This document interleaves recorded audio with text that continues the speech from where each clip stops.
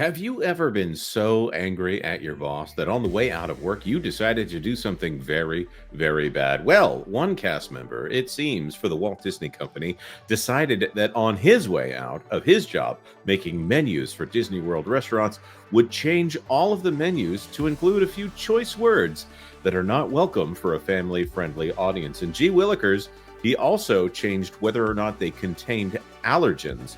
Let's talk about a bad situation that Disney averted here on That Park Place. Hello, I am Jonas J. Campbell, an investigative reporter for That Park Place. And it's me by myself today, but I want to talk about this story. An ex-Disney worker is accused of hacking computer members, computer menus to add profanities and errors. I think that is just... well, shoot, that's just not the thing that you want to do while you're at work. This by Mike Schneider from the Associated Press. Orlando, Florida AP, a former worker hacked servers at Walt Disney World after being fired in order to manipulate computer menus by changing prices, adding profanities, and altering notifications to wrongly declare some of the items as safe for people with allergies, according to a federal criminal complaint. First of all, let me point out that hacking is never something that we approve of here on That Park Place. And whenever you fire somebody, you should probably change the passwords. You know, just a suggestion there. They're probably thinking about that here at Walt Disney. Now, changing prices, I wonder what they changed the prices to, whether it was something to offend the company or maybe hurt the company by only charging, let's say, $1.50 for a hot dog like they do over at the Sam's Club. Adding profanities, well, who could tell at Disney these days what's profane and what's not? They do have Deadpool out there at Disneyland, or at least they did for a little while. But this one right here, changing the allergy notifications on a menu item, that could be problematic. The former employee was arrested last week following an investigation by the FBI. His court-appointed attorney, David Haas, said Thursday that his client intended to plead not guilty once a formal indictment has been filed. In the meantime, he was being held in jail until at least a bond hearing is set for next week. Well, he's saying he's innocent. Or at least not guilty. In a motion seeking his release, Haas has said that his client had struggled with mental health issues since childhood and was currently seeing a psychiatrist. He is not receiving any mental health counseling or treatment in jail, the attorney said in the motion. I see. So in jail, he's not getting his treatment, and outside of jail, he is seeing a mental health counselor. Disney said Thursday it wasn't commenting on the case. Disney caught the changes before the menus were shipped to restaurants, including the allergen information. So, assuming then that this is not your standard restaurant menu where you actually hand someone the menu. So this might have been one of the higher priced restaurants there at Disney Parks and Resorts. That would be a fascinating thing to look down and see. Golly, there's an interesting word there, and I think I'll have the allergy-free peanut butter right there. This could obviously be very dangerous. If somebody orders something that they think does not have allergens in it, and it is prepared with allergens, then that is a problem. Obviously, the Raglan Road case that was a restaurant on Disney property that was a leaseholder as opposed to Disney themselves.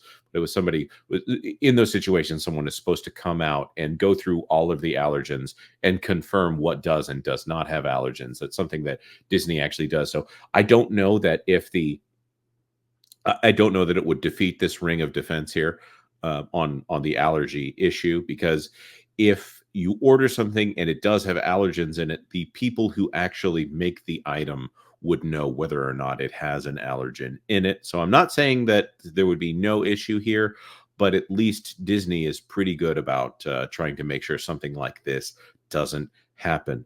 Obviously, I am referencing the Raglan Road case, which is more famous for the fact that obviously the woman did pass away, and no one is contesting that it was anaphylaxis, which of course is a death by allergic reaction.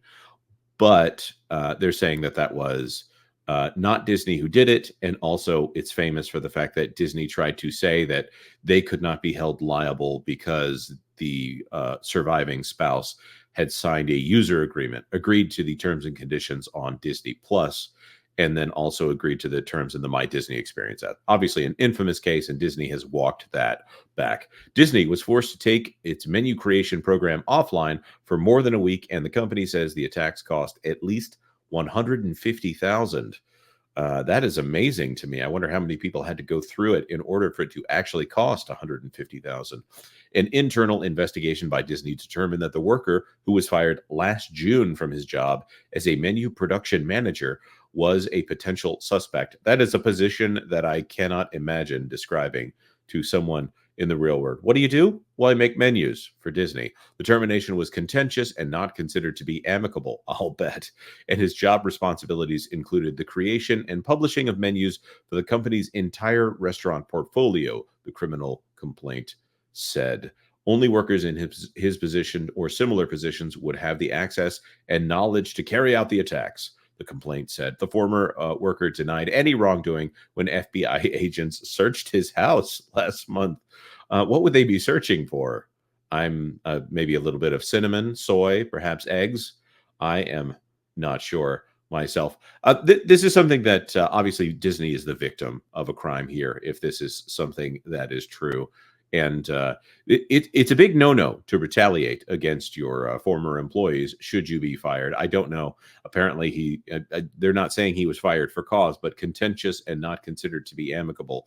Well, I'll say.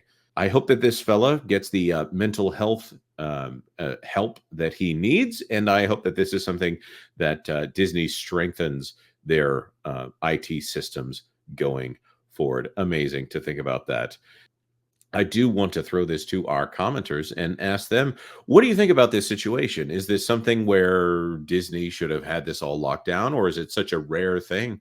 When you hire someone for such a specific position, would it even be the realm of possibility that you would consider that they would go in after the fact and change the allergy information? Obviously, that would be a deadly issue, or add a few naughty words to those menus. Of course, they are menus that might be seen by children, and you wouldn't know whether or not a company like Disney would even notice if there was something inappropriate for children on one of their menus. Maybe it's just me, this prude over here on That Park Place, that thinks that maybe Disney has lost a step or two on noticing things like that. I don't know. Let us know your thoughts in the comment section down below. Of course, like this video if you like this video, and consider subscribing to That Park Place for all the news that should be fun. Thanks for watching That Park Place News. For more information, consider checking out www.thatparkplace.com.